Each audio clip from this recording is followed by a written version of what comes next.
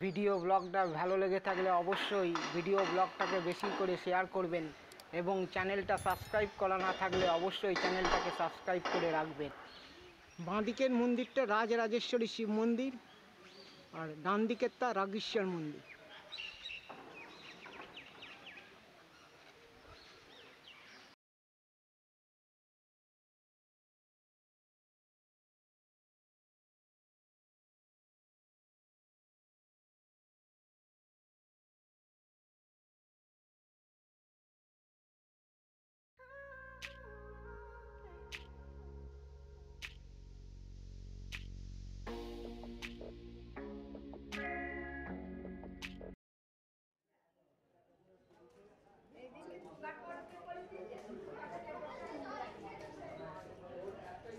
দাঁড়িয়ে রয়েছি এখন মাঝদিয়া রেল স্টেশনে।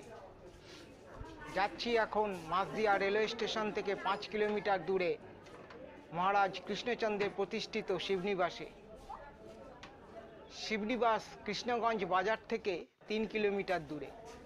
স্টেশনের বাইরে বেরিয়ে সহজেই অটো বা টোটো করে শিবনিবাস মোড়ে পৌঁছানো যায়। চলুন তাহলে যাওয়া যাক।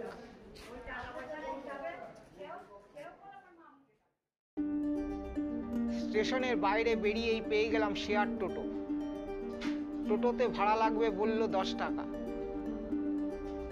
আমি সাথে সাথে রাজি হয়ে গেলাম। আপনারা সহজেই শেয়ার অটো বা টোটো পেয়ে যাবেন শিবনিবাস মোড়ে পৌঁছানোর জন্য। শিবনিবাস মন্দিরে দেখতে পাওয়া যাবে মহারাজ কৃষ্ণচন্দ্রের প্রতিষ্ঠিত এশিয়ার দ্বিতীয় বৃহত্তম রাজরাজেশ্বর শিব মন্দির। কৃষ্ণনগর থেকে শিবনিবাস মোড়ের দূরত্ব মোটামুটি 21 কিলোমিটার। মাথাভাঙা নদী পার করে মিনিট 20 লাগলো শিবনিবাস মোড়ে পৌঁছাতে।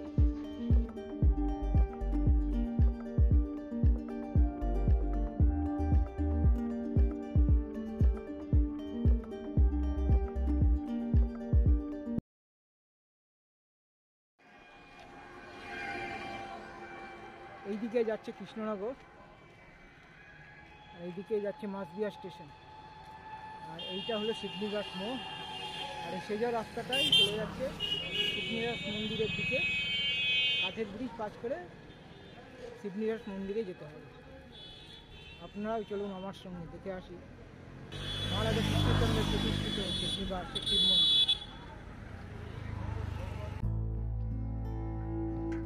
সুপ্রভাত বন্ধুরা, এসে পৌঁছলাম পশ্চিমবঙ্গের নদিয়া জেলার মাঝদিয়া রেল স্টেশন থেকে 5 কিলোমিটার দূরে ভগবান শিবের প্রসিদ্ধ জায়গা মহারাজা কৃষ্ণচন্দ্র রায়ের প্রতিষ্ঠিত শিবনিবাস। এখন আমি শিবনিবাস মন্দিরের দিকে হেঁটে যাচ্ছি। আপনারাও চলুন দেখে আসি মহারাজা কৃষ্ণচন্দ্রের প্রতিষ্ঠিত শিবনিবাস। আমাকে বললো সামনেই একটা কাঠের ব্রিজ আছে, কাঠের ব্রিজ পার করে শিবনিবাস মন্দিরে যাওয়া যাবে।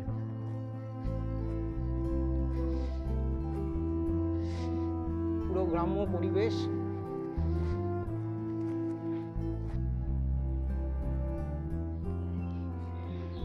এই নদীর ঘাটে 3 টাকা করে লাগে এই ব্রিজটা পার করবার জন্য। যে দূরে কাঠের ব্রিজটা দেখছেন, এই ব্রিজ পার করে যাব। চলুন আপনারাও আমার সঙ্গে দেখে আসি মহারাজা কৃষ্ণচন্দ্রের প্রতিষ্ঠিত শিবনিবাস।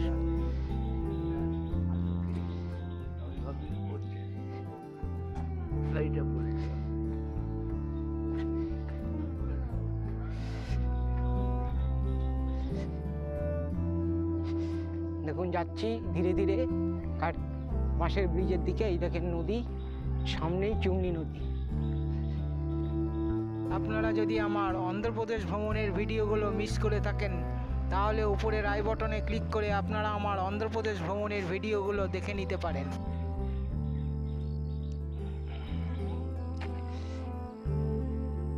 এই মন্দির প্রতিষ্ঠার পেছনে একটা সুন্দর গল্প আছে, আপনাদেরকে গল্পটা বলছি। বাংলায় বর্গী আক্রমণের সময় মহারাজা কৃষ্ণচন্দ্র তার রাজধানী কৃষ্ণনগর থেকে এইখানে সরিয়ে এনেছিলেন। এইখানে তিনি একটা সুন্দর রাজপ্রাসাদ আর কয়েকটা মন্দির স্থাপন করেছিলেন। তার মধ্যে মাত্র কেবল 3টে মন্দিরই অবশিষ্ট রয়েছে। প্রত্যেকটি মন্দিরের উচ্চতা প্রায় 60 ফুট। সেই সময় এই অঞ্চলটা গভীর বনে ঢাকা ছিল।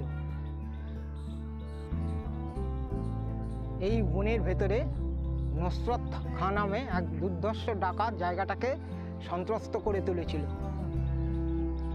মহারাজা কৃষ্ণচন্দ্র ডাকাতকে দমন করতে এই স্থানে উপস্থিত হয়েছিলেন। ডাকাতকে দমন করে তিনি এক রাত এই গভীর অরণ্যতে অবস্থান করেছিলেন। পরের দিন সকালে তিনি যখন এই নদীর ঘাটে মুখ ধুচ্ছিলেন, তখন একটা নদী থেকে রুই মাছ এসে তার পায়ের সামনে লাফিয়ে পড়ে। আনুলিয়া নিবাসী কৃষ্ণরাম নামে মহারাজের এক জনৈক আত্মীয় বলেন, এই জায়গা অতি রমণীয়। উপরন্তু রাজভোগ্য সামগ্রী নিজে নিজেই মহারাজের পায়ের সামনে এসে উপস্থিত হয়েছে। মহারাজ এই স্থানে বাস করলে মহারাজের ভালোই হবে। আর মহারাজ তখন এইরকমই একটা সুরক্ষিত স্থানের সন্ধান করছিলেন। জায়গাটা মনোনীত হলে তিনি এই পুরো জায়গাটাকে কঙ্কনাকারে নদী বেষ্টিত করে জায়গাটাকে সুরক্ষিত করেন। মহারাজ কৃষ্ণচন্দ্র এখানে অগ্নিহোত্র বাজপেয়ী যজ্ঞ সম্পন্ন করেন। যজ্ঞ উপলক্ষে অনেক কাশী প্রভৃতি জায়গা থেকে উপস্থিত পণ্ডিত মণ্ডলী মহারাজাকে অগ্নিহোত্রী বাজপেয়ী আখ্যা প্রদান করেন। সেই সময় এই স্থানকে কাশীতুল্য বলে মনে করা হতো। এই ছিল এই মন্দিরের প্রতিষ্ঠার কাহিনী। চলুন আপনাদেরকে এবার মন্দিরের দিকে নিয়ে যায়। এই এখন বাঁশের ব্রিজ বা কাঠের ব্রিজ পার করব।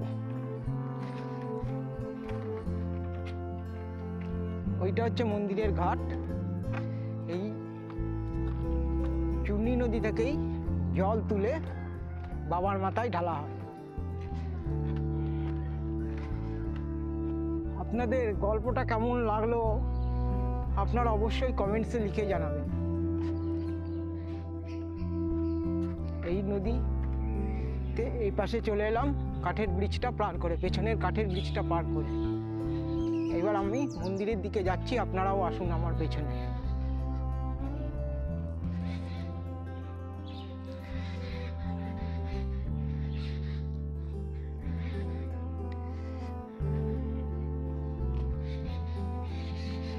পুরো চারিদিকে সবুজ, দেখুন চারিদিকে সবুজ, খুবই সুন্দর জায়গাটা, অতি মনোরম জায়গাটা।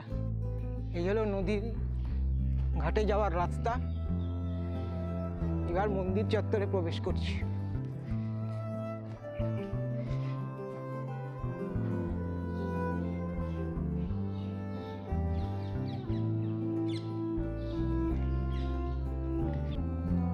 ডান পাশেই একটা রিসর্ট বানানো আছে, চূর্ণী রিসর্ট অ্যান্ড পার্ক। দেখি আপনাদেরকে এখান থেকে ফেরার পথে আপনাদেরকে রিসর্টটা দেখাতে পারি কিনা। এখানে প্রবেশ করতে 20 টাকা লাগে।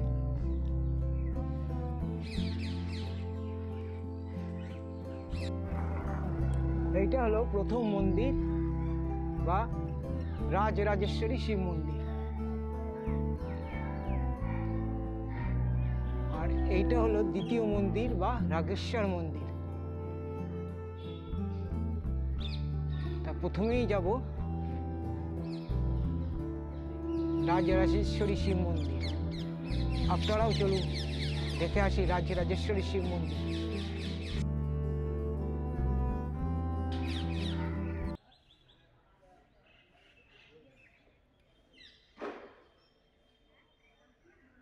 উপরে রয়েছে মন্দিরের চূড়ায় 4টে কলস, তার উপরে বাবার ত্রিশূল বা মন্দিরের চূড়ায় রয়েছে।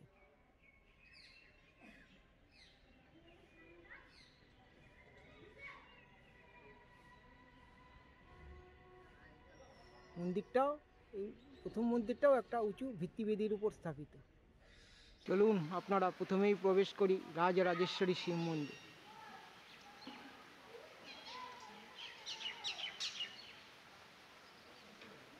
আপনারা যদি আমার ত্রিপুরা ভ্রমণের ভিডিওগুলো মিস করে থাকেন তাহলে উপরের আই বটনে ক্লিক করে আপনারা আমার ত্রিপুরা ভ্রমণের ভিডিওগুলো দেখে নিতে পারেন।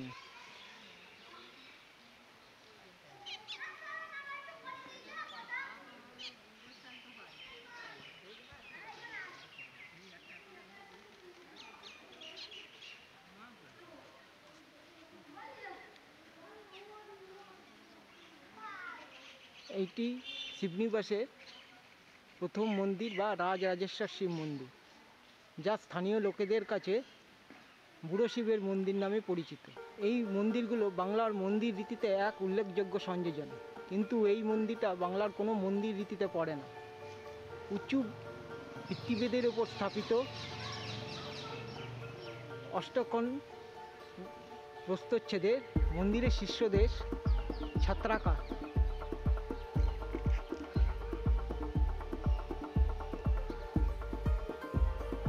মন্দিরের 8টা কোণে মিনার আকৃতির 8টা পিলার রয়েছে। মন্দিরের প্রবেশদ্বারে একটা খিলান, অবশিষ্ট দেয়ালে নকল ভরাট করা খিলানগুলি বাংলার গথিক রীতি অনুযায়ী নির্মিত। 1754 খ্রিস্টাব্দে এই মন্দিরটা মহারাজা কৃষ্ণচন্দ্র প্রতিষ্ঠিত করেছিলেন। সামনেই লেখা আছে প্রবেশদ্বারে এশিয়ার দ্বিতীয় বৃহত্তম রাজরাজেশ্বর শিব মন্দির। প্রথমে একটু মন্দিরটা প্রদক্ষিণ করে নিই, তারপরে ভেতরে ঢুকে আপনাদের শিবলিঙ্গ দেখাচ্ছি।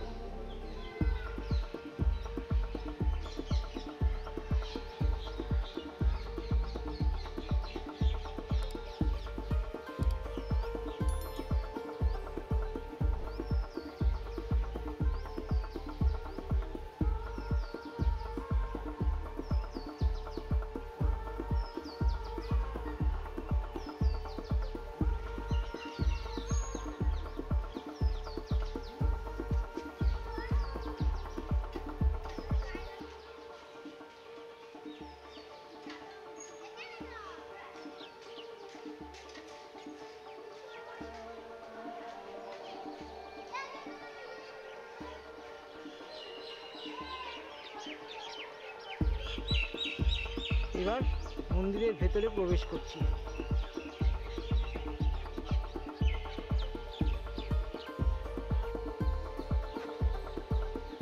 এই শিবলিঙ্গের উচ্চতা প্রায় 9 ফুট। মন্দিরের শিবলিঙ্গের মাথায় জল দুধ ঢালবার জন্য সিঁড়ি করা আছে।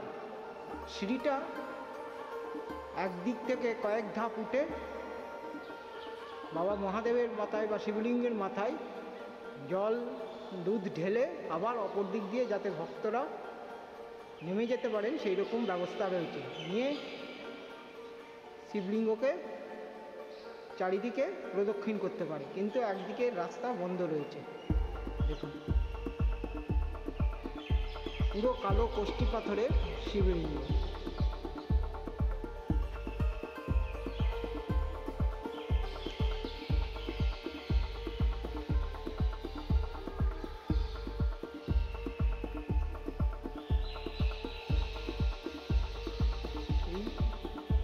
উপরে উঠলাম, উপরে উঠে এই সাইডে জল দুধ ঢেলে আবার ওই দিক দিয়ে নেমে যাওয়া যায়।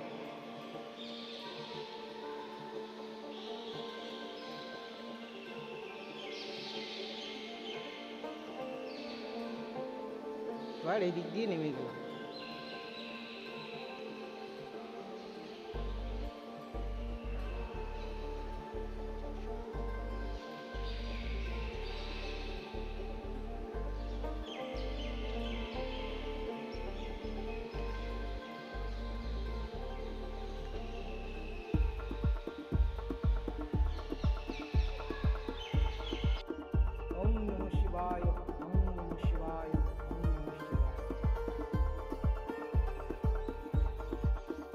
এবার মন্দির ছেড়ে বেরিয়ে যাব, তার আগে আপনাদের পুরো মন্দিরটা একবার উপরের দিক থেকে দেখিয়ে দিই।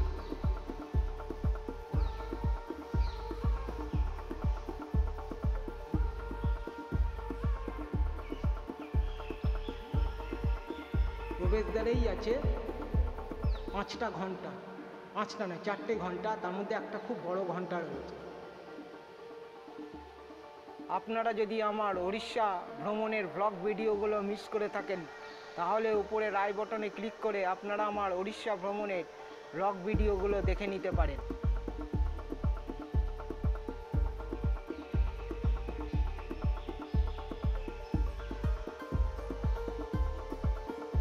শিবলিঙ্গের মাথায় জল ধূপ ঢাললে এইখান দিয়ে পড়ে এইখান দিয়ে বেরিয়ে, এই জন্যে পুরো প্রদক্ষিণ বন্ধ রয়েছে, যেহেতু এখান দিয়ে শিবলিঙ্গের স্নান জল প্রবাহিত হয়। এই মন্দিরটা প্রতিষ্ঠা করেছিলেন মহারাজা কৃষ্ণচন্দ্র।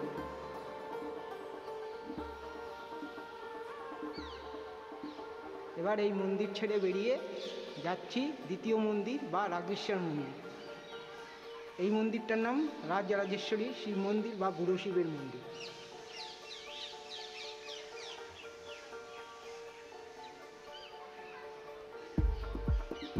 এখানে একটা প্রতীক্ষালয় করা আছে ভক্তদের জন্য, শিবনিবাস পূর্ণার্থী প্রতীক্ষালয়। আর দূরে আপনারা দেখতে পাচ্ছেন রাম সীতার মন্দির।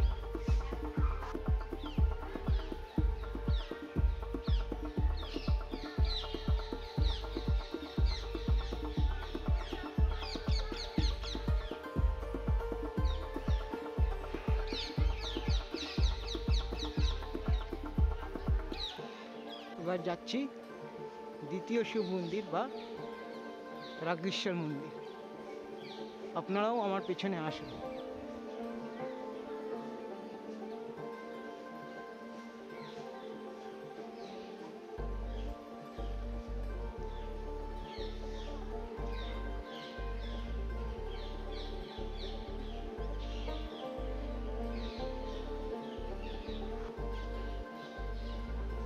এর ভেতরেও একটা কালো কষ্টি পাথরের শিবলিঙ্গ রয়েছে, কিন্তু প্রথম যে শিবলিঙ্গটা দেখলাম তার থেকে একটু ছোট, উচ্চতা 7.5 ফুট।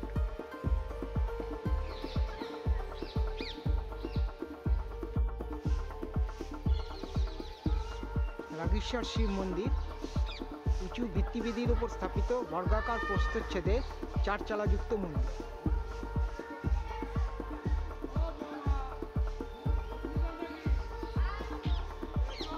মন্দিরের প্রতিষ্ঠা ফলক থেকে জানা যায় এই মন্দিরের প্রতিষ্ঠাকাল 1684 শকাব্দ অর্থাৎ 1762 খ্রিস্টাব্দ। মহারাজা কৃষ্ণচন্দ্রের দ্বিতীয়া মহিষী ছিলেন স্বয়ং যেন মূর্তিমতী লক্ষ্মী। সম্ভবত এই মন্দিরটা মহারাজা দ্বিতীয় মহিষীর জন্য নির্মাণ করেছিলেন। প্রথম মন্দিরটি প্রথম মহিষীর জন্য নির্মাণ করেছিলেন। এই মন্দিরের ভেতরেও পূর্বোক্ত আপনাদেরকে দেখালাম আগের মন্দিরের মতোই একটা কষ্টি পাথরের কালো কষ্টি পাথরের শিবলিঙ্গ রয়েছে, উচ্চতা 7.5 ফুট। এই শিবলিঙ্গের মাথায় জল দুধ ঢালবার জন্য সিঁড়ির ব্যবস্থা করা আছে। ওং নমঃ শিবায়, ওং নমঃ শিবায়, ওং নমঃ শিবায়।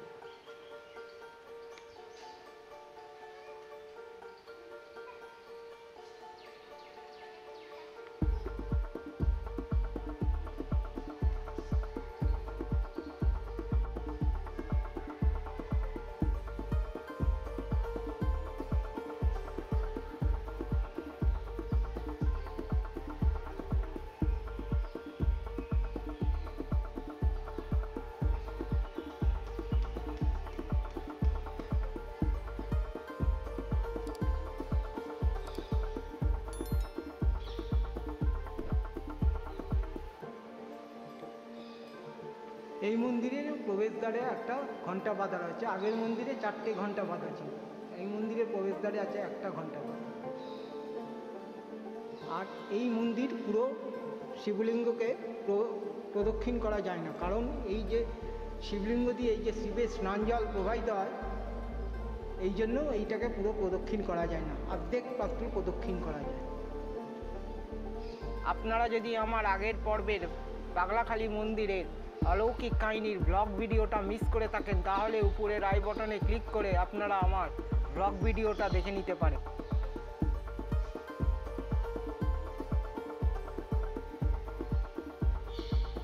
এইবার এখান থেকে যাব রাম সীতার মন্দির।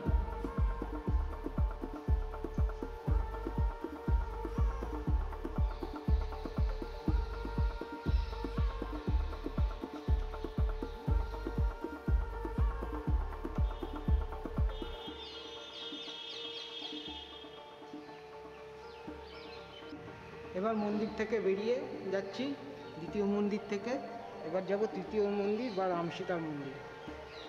আপনাদের কেমন লাগলো শিবলিঙ্গগুলো অবশ্যই আপনারা কমেন্টসে লিখে জানাবেন।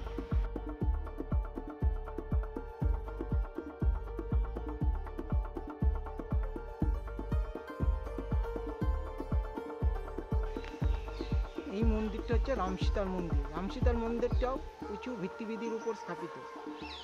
আংশিক দালান আকারে কোঠার উপর একটি শিখর স্থাপিত, যা অনেকটা বর্গক্ষেত্রকার।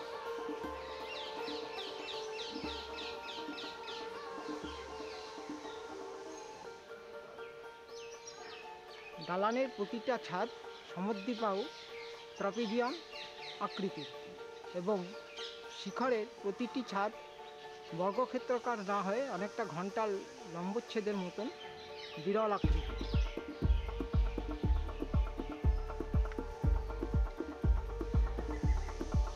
দালান এবং শিখরের খিলানগুলি বাংলার গথিক রীতি অনুযায়ী নির্মিত। এই মন্দিরের প্রতিষ্ঠাকাল 1762 খ্রিস্টাব্দ। শিববিবাসের মন্দিরগুলোতে কোনো টেরাকোটার কাজ নেই। কথিত আছে বিশপ হেয়ার সাহেব নৌকা করে ঢাকা যাওয়ার সময় মন্দিরগুলোকে দর্শন করেন এবং দেখে মুগ্ধ হয়ে যান। তিনি এটা এসেছিলেন 1824 খ্রিস্টাব্দে। লন্ডন থেকে প্রকাশিত 1828 খ্রিস্টাব্দে জার্নালে এই মন্দিরগুলোর উল্লেখ পাওয়া যায়। রাম সীতার মন্দিরের ভেতরে বিগ্রহের ছবি তোলা বা ভিডিও করা সম্পূর্ণ নিষিদ্ধ। বিড়লা জনকল্যাণ ট্রাস্টের অর্থানুকূল্যে 1965 সালে শিববিবাসের মন্দিরগুলি সংস্কার করা হয়।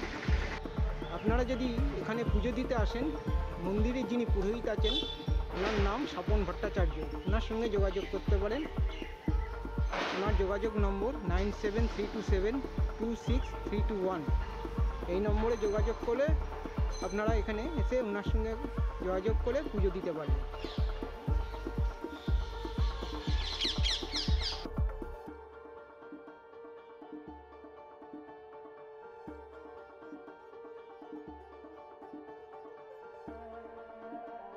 এখানে আপনারা পুজো দেওয়ার পুজো সামগ্রী পেয়ে যাবেন, যেরকম আছে বাবার মাথায় জল ঢালবার জন্য ঘটি, হাতে বেলপাতা, ধুত্রফুল।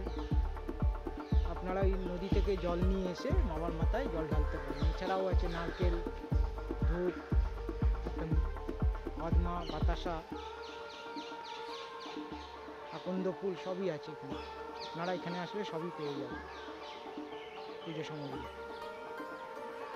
এবার এখান থেকে বেরিয়ে যাচ্ছি, কাছেই একটা কালী মন্দির আছে, কালী মন্দিরটাতে। এই হলো কালী মন্দির।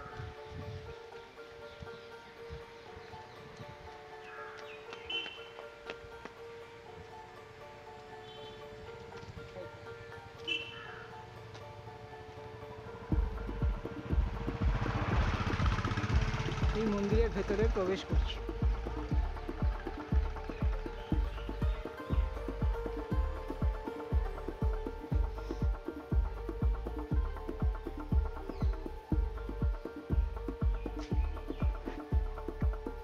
দক্ষিণাকালী।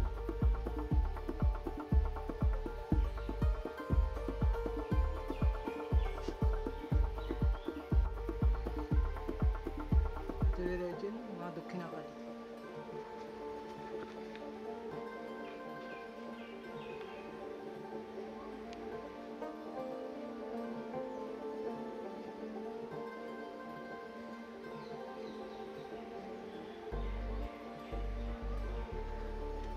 চলুন এবার যাই চুন্নি রিসর্টের দিকে। জয় মা কালী, জয় মা কালী, জয় মা কালী।